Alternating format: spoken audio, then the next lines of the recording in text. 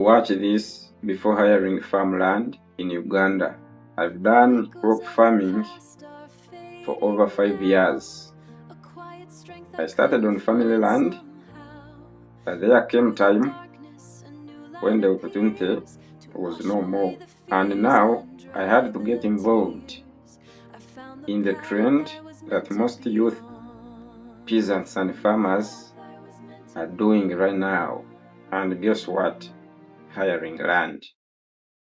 I've hired land 3 times now, and in the process I've met a lot of challenges and I've made many mistakes which I want to warn you about in advance before you hiring any piece of land for farming. So please stick with me as I share my experience, the mistakes I've made in the process. Maybe you can learn something and avoid making costly mistakes that I've made so far. The first time I hired land, it was a quarter an acre. Someone had hired it, but he got some urgent problems that required money.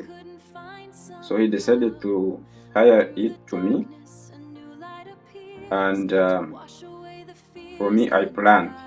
We negotiated, and I gave him the amount he had hired it for. And then he went and solved his problems.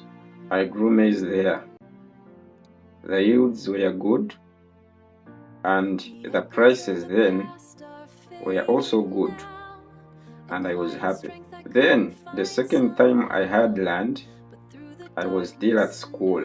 I had a friend whose father had a very huge chunk of land. He was known for this. This friend of mine, he was a classmate. He brought a plan to me. He said, I can get access to free land at home since my father has a huge chunk of land, but the only problem I have is I don't have money to facilitate the cultivation. He said, since you have money, let's take it like you've hired. You give me the amount that can hire an acre.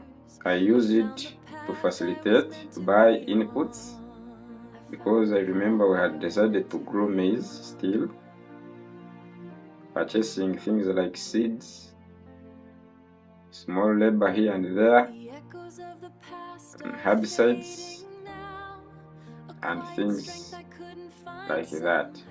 I said, all right. I accepted the deal because I saw it could give me something. I accepted the deal. We made a small agreement with 2 witnesses.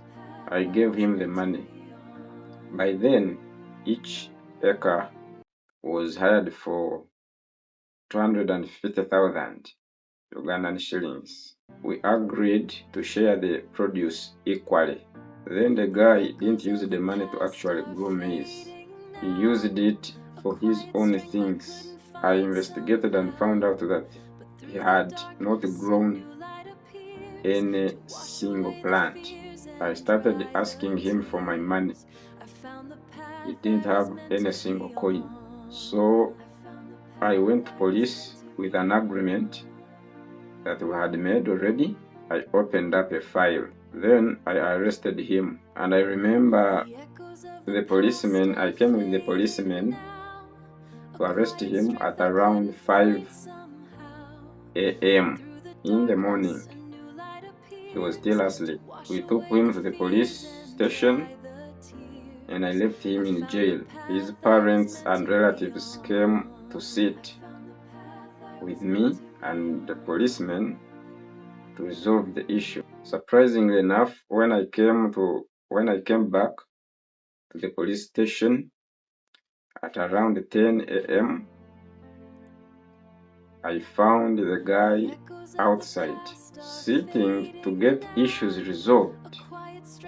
The police officer who was in charge of this case started to be on and off instead of hearing from both sides. he kept on going out, leaving us in the room to resolve the issue by ourselves. I was asked one question that hit me hard. How can you rent land in the absence of a landlord? My son doesn't own any piece of land on my land. That was his father talking, that his son didn't own any piece of land on his land. I realized the mistake I made was to write in the agreement that I had hired. To make matters even worse, the family members of this guy, his brothers, and the father himself, they were friendly to the policemen at the station. I realized all those later. Maybe it was the reason why I found him outside, even when his relatives had not yet come. And the policeman who was in charge of this case, ignoring it like that, signaled to me that maybe he had swallowed something, as you may be knowing the things of Uganda. And so I lost. Remember, coming for him, to arrest him, they also put in some money. They ask you for fuel. So they asked me for fuel and I gave them the fuel to come and arrest the guy. All that was a loss. So I lost like that. But the good thing, I learned that when hiring land, you should hire it from the real owner of the land, not any other person, not a caretaker, not from someone because they are relatives to the owner. Never do that, and I will never do it again. Otherwise, if you risk and do it, you may face similar problems. The third time of hiring land is where I have grown cabbages right now. When I was hiring here, where I have cabbages right now, I didn't know that the owner had cows, and now his animals are disturbing me like crazy. They come and step on my crops. Sometimes they eat them. When I talk to him that your animals are destroying for me, they're destroying my crops, he just keeps on saying, I will tell that son of mine who takes care of those animals to start to be more careful when grazing them around those areas where your garden is. I say yes, okay, let me wait. Maybe I'll see any form of improvement. Then even the next day when I come back, I find the same thing. They've stepped on my plants, on my cabbages. They've eaten some, they've destroyed them. So I'm here now wondering what am I going to do, because when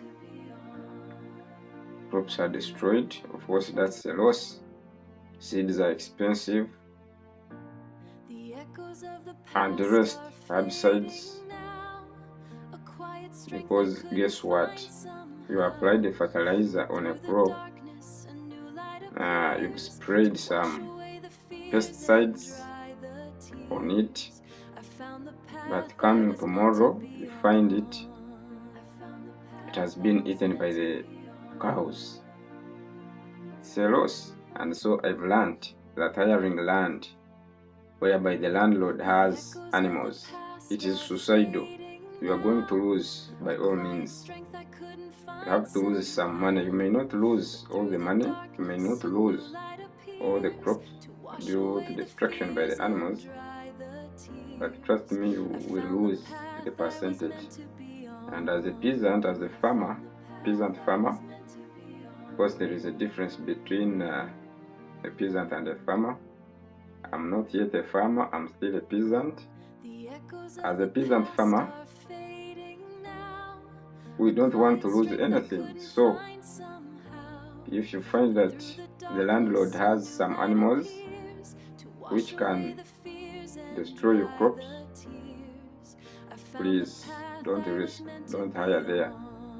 Go somewhere else whereby there are no animals that are not fully controlled, or go where there are completely no animals.